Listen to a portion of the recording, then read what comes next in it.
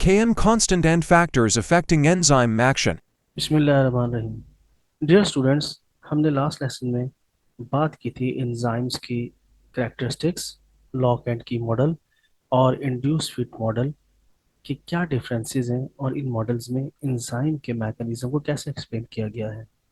आज हमारा टॉपिक है वी मैक्स और Michaelis Menten constant K M value for the rate of enzyme action और for the course of reaction. Actually enzymes का जो rate of reaction है वो हमने पिछले लेसन में बात की थी कि there turnover rate is really high. वो एक सेकंड में 10 मिलियन तक सबस्ट्रेट मॉलिक्यूल्स को प्रोडक्ट्स में चेंज कर सकते हैं। और वी मैक्स को भी हमने डिस्कस किया था कि V max is the maximum velocity. V max actually वो पॉइंट है जब तमाम एंजाइम्स जो हैं उनकी एक्टिव साइट्स ऑक्युपाइड होती हैं। तो डियर स्टूडेंट्स, वी मैक्स वो पॉइंट है जहां तमाम एंजाइम्स की एक्टिव साइट्स ऑक्युपाइड हैं विद द सबस्ट्रेट। और वी मैक्स जो है वो मैक्सिमम फर्स्ट 30 सेकेंड्स पर अचीव हो जाता है। अब हमारे पास वी मैक्स के थ्रू ये बात मालूम करना बहुत आसान है कि कोई भी एंजाइम जो है वो सबस्ट्रेट के साथ रिएक्ट करके उसको कैटालाइज करके प्रोडक्ट हमें कितनी देर में देगा। तो इसे हम कहते हैं affinity of enzyme with substrate. मतलब कि एंजाइम की सबस्ट्रेट को प्रोडक्ट में बदलने की सलाहियत।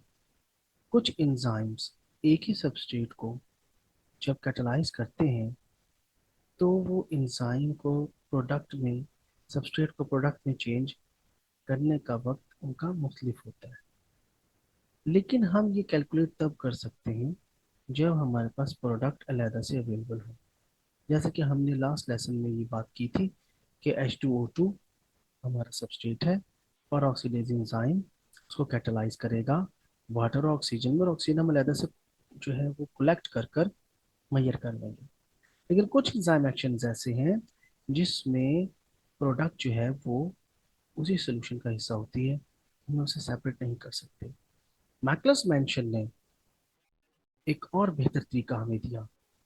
मैकलस मेंशन ने कहा कि बजाय इसके कि हम प्रोडक्ट को मैयर करें, क्यों ना हम सबस्ट्रेट को मैयर कर लें at half of the V max. मतलब half of the V max का मतलब है कि विद इन 15 सेकेंड्स जब हाफ एक्टिव साइट जो है एंजाइम्स की वो ऑक्युपाइड हो। तो माइकलस मेंशन का जो कांस्टेंट के एम है, K M value is the amount of substrate remaining in the solution. तो यहाँ आपके सामने ग्राफ में तीन एंजाइम्स मौजूद हैं। एक with inhibitor, with competitive inhibitor, with non competitive. तो इन तीनों एंजाइम्स की जो कंडीशंस हैं उनमें अगर हम ये देखें, हम विद इनहिबिटर को देख लेते हैं जहाँ पे वी मैक्स हमें यहाँ नजर आ रहा है। और वी मैक्स जो है उसका हाफ जो है, फॉर एग्जांपल वी मैक्स आ रहा है आपका यहाँ पर 30, तो 15 आपका जो होगा वो half of the V max होगा। तो half of the V max पर जो है इस पहली विद इनहिबिटर ग्राफ के हम जब half of the V max लेते हैं तो जब ये इंटरसेक्ट करेगा इसके साथ तो नीचे हमारे पास जो भी सबस्ट्रेट की कंसंट्रेशन मौजूद होगी वो हमारी के एम वैल्यू होगी।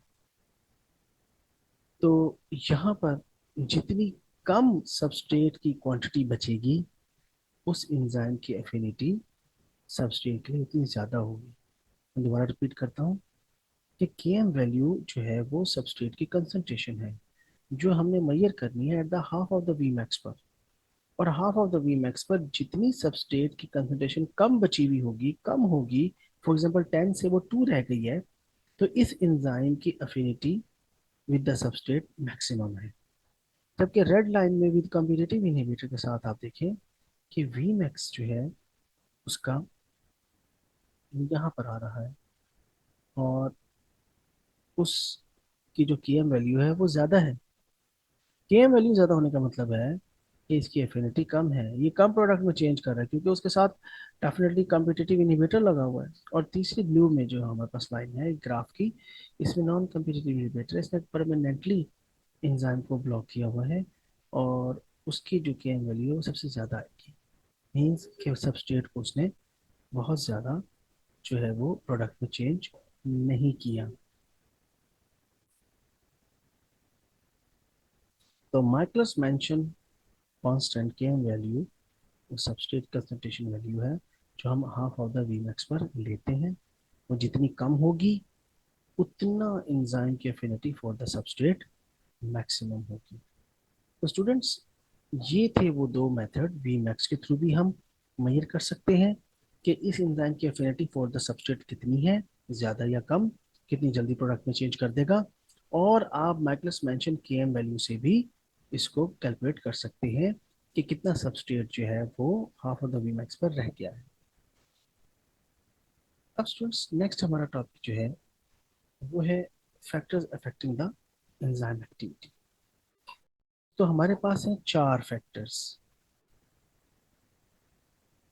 तो जो फैक्टर्स हैं जो एंजाइम की एक्टिविटी को इंक्रीज भी कर सकते हैं और डिक्रीज भी करते हैं, उनमें चार फैक्टर्स हैं: temperature, pH, enzyme concentration and substrate concentration. Dear students, temperature को अगर हम सबसे पहले डिस्कस करें तो टेम्परेचर जो है हमारे पास एंजाइम में, पहले भी हम इसको डिस्कस कर चुके हैं कि टेम्परेचर के इंक्रीज करने से rate of enzyme action increase होता है। और एंजाइम का रिएक्शन क्यों इंक्रीज होता है? Because more heat available, more kinetic energy.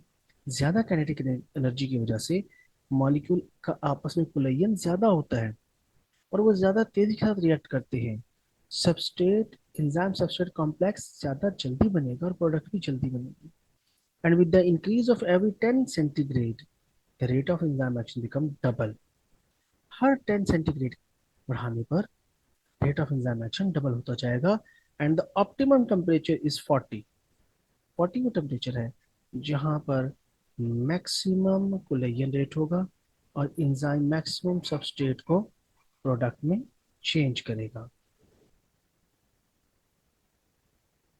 और 40 से जैसे ही टेम्परेचर इंक्रीज होगा तो रेट ऑफ कोलेजन बढ़ता जाएगा, काइनेटिक एनर्जी मजीद बढ़ेगी और 50 और 55 के दरमियान ये कोलेजन रेट इतना ज़्यादा होगा कि पेप्टाइड बॉन्ड ब्रेक होना शुरू होंगे, हाइड्रोजन बॉन्ड्स ब्रेक होना शुरू होंगे और जो ग्लोबुलर स्ट्रक्चर है एंजाइम्स का वो नहीं रहेगा, एक्टिव साइट की वो शेप नहीं रहेगी और वो ग्लोबुलर शेप से डी शेप हो जाएगा, जिसको हम कहते हैं डीनेचुरेशन ऑफ एंजाइम। तो हाँ, पहला फैक्टर है टेम्परेचर और टेम्परेचर का बहुत ज़्यादा इन्फ्लुएंस है। With the increase of temperature rate of enzyme action increase होता है और after every 10 centigrade rate of enzyme action become double. और ये इंक्रीज होने की वजह है kinetic energy, more collagen rate, more enzyme substrate complex formation.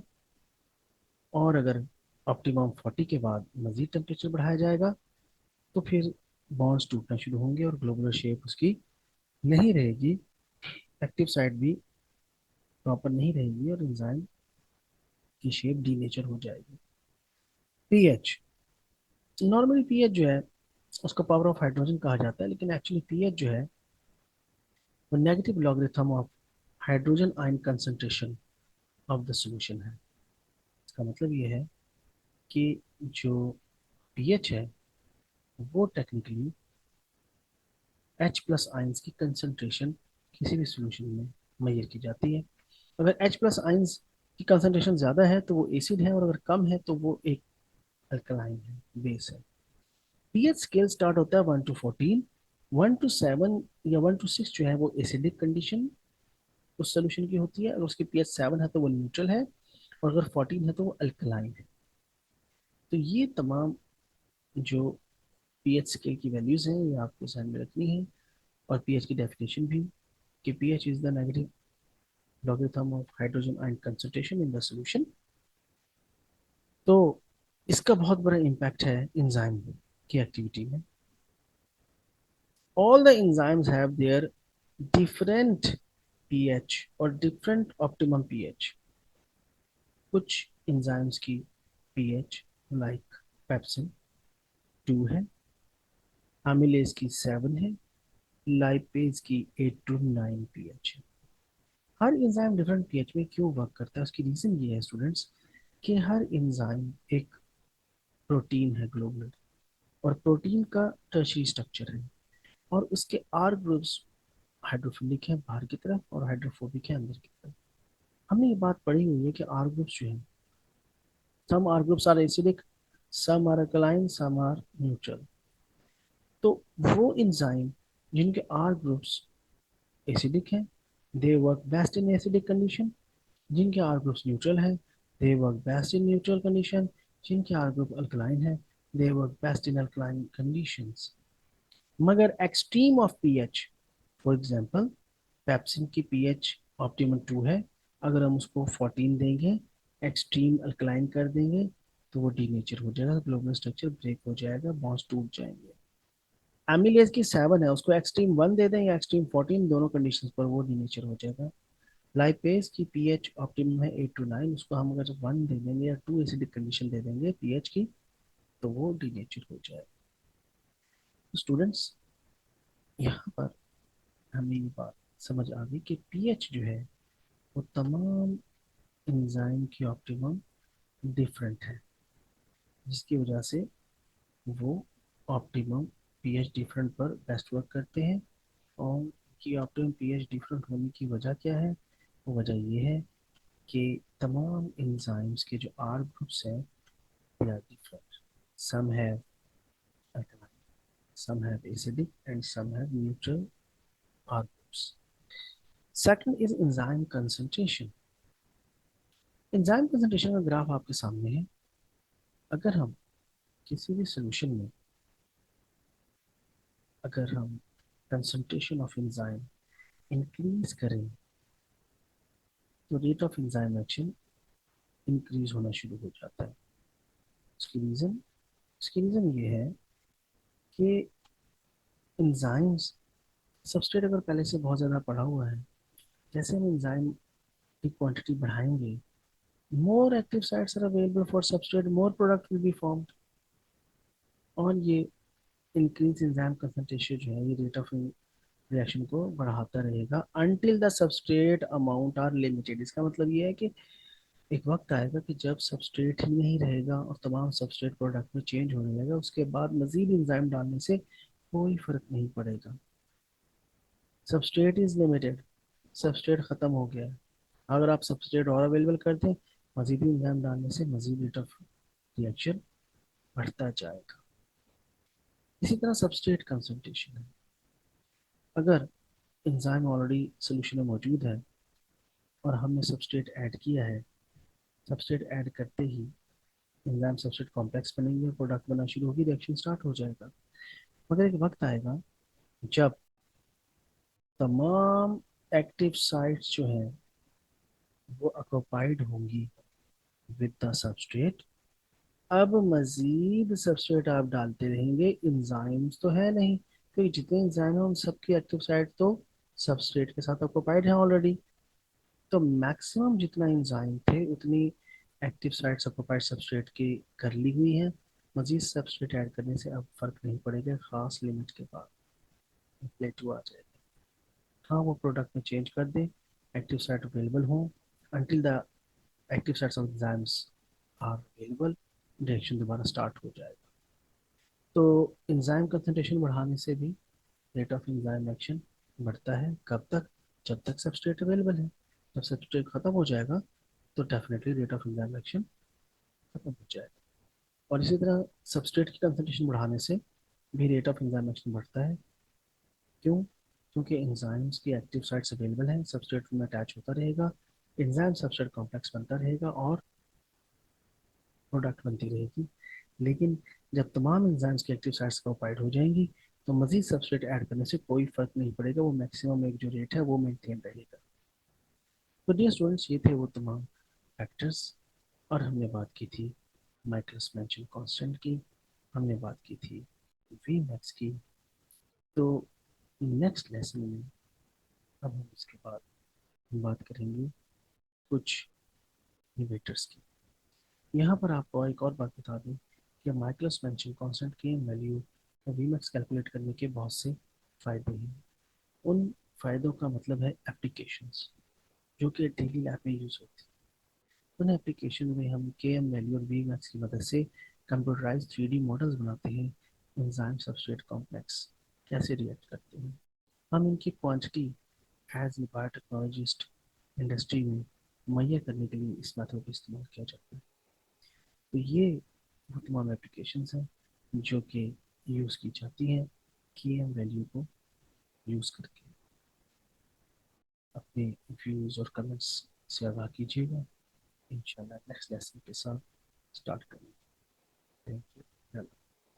Thanks for watching.